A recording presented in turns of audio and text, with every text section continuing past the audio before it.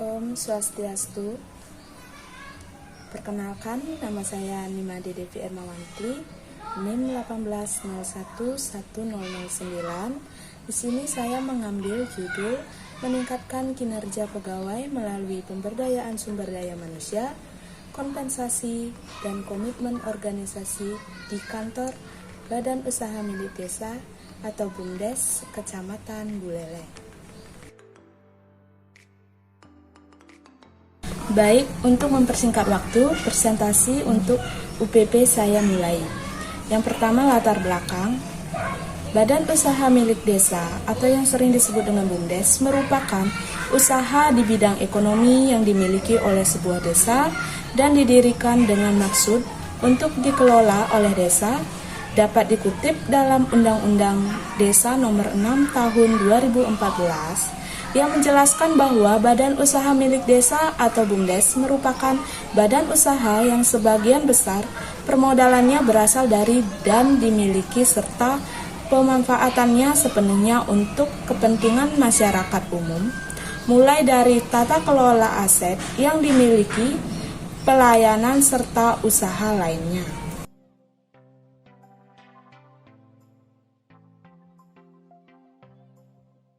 Adapun BUMDes yang berada di Kecamatan Buleleng berjumlah 8 BUMDes dengan memiliki unit yang berbeda. BUMDes Kecamatan Buleleng berada di bawah naungan pemerintah desa atau kepala desa. Berikut nama 8 BUMDes Kecamatan Buleleng, yaitu Dwi Amertasari yang berada di Jineng Dalem. Yang kedua ada Giri Amerta berada di Alasangker, Kencana Giri Amerta berada di Desa Pengelatan, Guna Adi di Nagasepe, Kartika Lestari Bakti Serage, Dharma Karya Pemaron, Bakti Karya Kalibukbuk, dan Arta Murti Anturan. BUMDes Kecamatan Buleleng ini pun memiliki tagline yang sama, yaitu Mari Bersama Membangun Desa. Berikut data persentase kehadiran BUMDes Sekecamatan Buleleng pada tahun 2019 sampai dengan 2021. Data di atas merupakan data persentase kehadiran di BUMDes Sekecamatan Buleleng yang dapat kita lihat dan ketahui menurut pernyataan dari Ketua BUMDes bahwa dari tahun mengalami penurunan karena sejak tahun 2020 yang mengalami dampak pandemi, Ketua dan pegawai BUMDes sudah berusaha memaksimalkan kegiatan agar tidak ada absensi yang terlewatkan. Namun, itu tidak bisa dipungkiri. Pandemi yang berdampak tidak hanya di lembaga, namun kesehatan juga yang membuat pegawai sakit sehingga takut atau tidak boleh ke kantor dan menimbulkan absensi di tahun 2020 dan juga tahun 2021.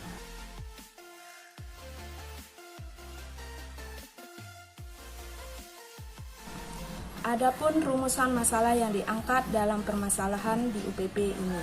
Yang pertama, apakah pemberdayaan sumber daya manusia berpengaruh terhadap komitmen organisasi pegawai BUMDes Kecamatan Buleleng? Yang kedua, apakah kompensasi berpengaruh terhadap komitmen organisasi pegawai BUMDes Kecamatan Buleleng? Yang ketiga, apakah pemberdayaan sumber daya manusia berpengaruh terhadap kinerja pegawai BUMDes Kecamatan Buleleng? Yang keempat, apakah kompensasi berpengaruh terhadap kinerja pegawai BUMDes Kecamatan Buleleng? Dan yang kelima, apakah komitmen organisasi berpengaruh terhadap kinerja pegawai BUMDes Sekecamatan Buleleng? Selanjutnya, kajian pustaka. Yang pertama, kinerja pegawai. Dikemukakan oleh Fahresa pada tahun 2018, kinerja ialah hasil kerja yang ingin dituju suatu organisasi dengan mengkerahkan pegawai atau kelompok sesuai dengan kewajiban dan kekuasaan tertentu dalam usaha sehingga bisa mewujudkan tujuan dari organisasi. Adanya hubungan yang jelas di antara kinerja perorangan dengan kinerja kelompok. Dengan ini bisa diartikan juga jika kinerja pegawai semakin baik, maka hal ini dapat membuat meningkatnya kinerja suatu perusahaan, dikemukakan oleh Siagan pada tahun 2018.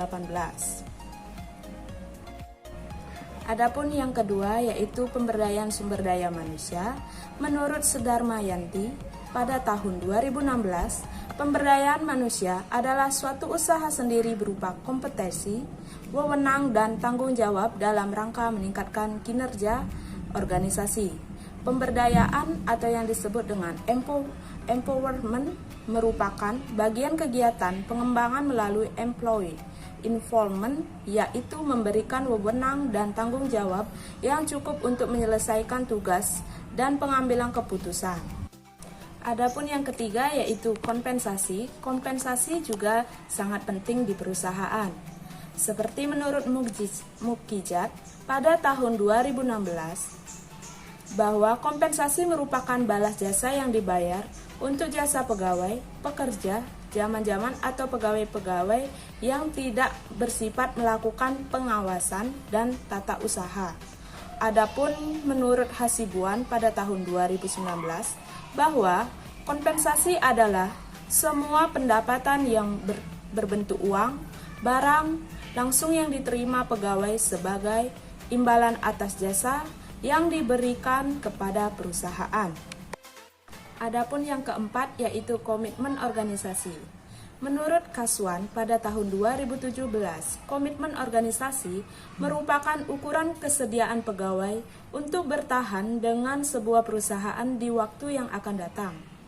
Komitmen kerap kali mencerminkan kepercayaan pegawai terhadap misi dan tujuan organisasi, kesediaan melakukan usaha dalam menyelesaikan pekerjaan, dan hasrat untuk terus bekerja di sana. Komitmen organisasi mencerminkan bagaimana individu mengidentifikasikan dirinya dengan organisasi dan terikat dengan tujuan-tujuannya, menurut Kreitner dan Kinnicki dalam Kaswan pada tahun 2017. Berikutnya yaitu kerangka pemikiran. Setiap organisasi pasti ingin mewujudkan tujuan organisasinya. Mereka selalu berupaya meningkatkan kinerja pegawainya. Adapun cara untuk meningkatkan kinerja pegawai, salah satunya yaitu memberikan kompensasi kepada pegawainya, baik memberikan tunjangan, insentif, ataupun kompensasi lainnya agar pegawai bisa tambah termotivasi lagi. Meningkatkan suatu motivasi pegawai adalah hal yang tidak mudah karena setiap orang memiliki suatu keinginan atau kemauan yang berbeda-beda. Maka dari itu, seorang pemimpin hendaknya harus mampu mengenali bawahannya. Mendengar keluh kesah pegawai adalah salah satu cara untuk menjalin hubungan baik. Dapat dijelaskan dalam sebuah kerangka pemikiran yang bisa Bapak Ibu lihat.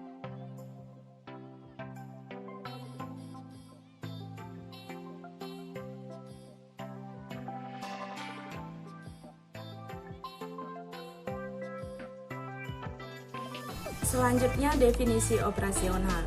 Yang pertama ada kinerja pegawai. Adapun definisi kinerja pegawai secara umum yaitu hasil kerja secara kualitas dan kuantitas yang dapat dicapai oleh seorang pegawai dalam melaksanakan tugas pokok dan fungsinya sebagai pegawai sesuai dengan tanggung jawab yang dibebankan atau diberikan kepadanya. Adapun indikatornya yaitu kualitas kerja, kuantitas kerja, pelaksanaan tugas, dan tanggung jawab. Yang kedua ada pemberdayaan sumber daya manusia. Definisi umumnya yaitu pemberdayaan sumber daya manusia adalah suatu aspek yang sangat penting dalam manajemen karena sumber daya manusia menunjukkan daya yang tersumber dari manusia yang akan memberikan daya terhadap sumber-sumber lainnya dalam suatu manajemen untuk mencapai tujuan yang telah ditetapkan. Adapun indikatornya yaitu meaning, competence, shape, meaning, dan impact. Adapun yang ketiga yaitu kompensasi. Adapun definisi secara umumnya yaitu kompensasi adalah segala sesuatu yang diterima baik berupa fisik maupun non-fisik. Kompensasi juga berarti seluruh imbalan yang diterima oleh seorang pekerja pegawai atas jasa atau hasil dari pekerjaannya dalam sebuah perusahaan dalam bentuk uang atau barang baik secara langsung maupun tidak langsung. Adapun indikatornya yaitu gaji dan upah, 2 insentif, dan 3 tunjangan. Yang terakhir ada komitmen organisasi. Definisi umumnya yaitu komitmen organisasi adalah perasaan keterkaitan atau keterikatan psikologis dan fisik pegawai terhadap organisasi tempat ia bekerja atau organisasi di mana ia menjadi anggotanya. Keterkaitan psikologis artinya pegawai merasa senang dan bangga bekerja untuk atau menjadi anggota organisasinya. Adapun indikator yang pertama yaitu adanya kemauan pegawai, kedua adanya kesetiaan pegawai, dan yang ketiga adanya kebanggaan pegawai pada organisasi.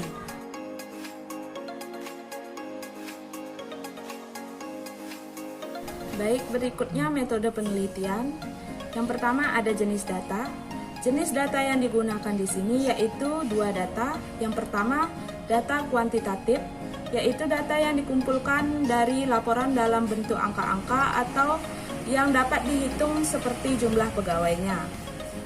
Yang kedua, data kualitatif, yaitu data yang tidak berupa angka-angka dan tidak dapat dihitung, melainkan bersifat keterangan yang diperoleh dari pimpinan maupun pegawai perusahaan seperti sejarah berdirinya perusahaan, struktur organisasi, serta penjelasan masing-masing bagian dalam perusahaan, serta jawaban kuesioner dari responden.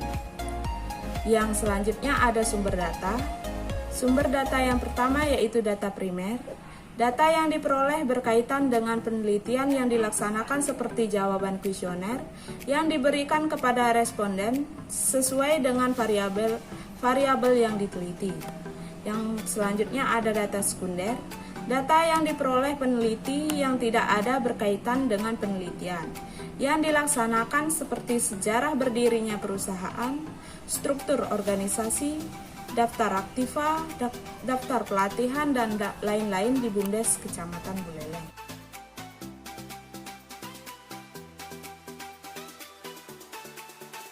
Selanjutnya teknik pengumpulan data. Yang pertama teknik kuesioner. Kuesioner adalah teknik pengumpulan data yang dilakukan dengan cara memberi seperangkat pertanyaan tertulis kepada responden untuk dijawabnya. Dapat diberikan secara langsung atau melalui pos atau internet.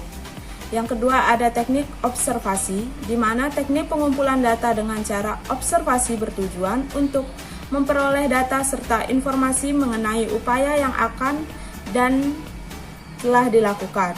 Dengan teknik observasi yang bersifat pasif, di mana peneliti tidak ikut serta dalam suatu aktivitas yang diteliti.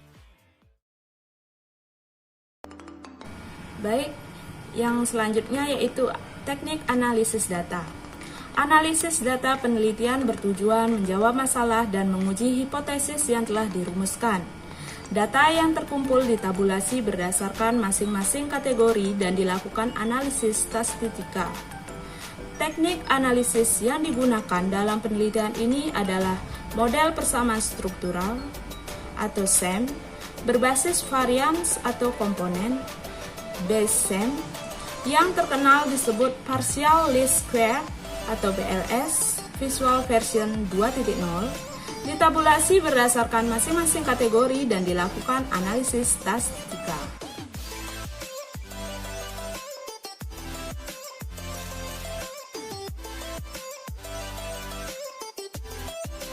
Baik, sekian presentasi dari saya. Apabila ada kekurangan kata, mohon maaf. Untuk mengakhiri, saya ucapkan terima kasih. Om Santi Santi Santi Om.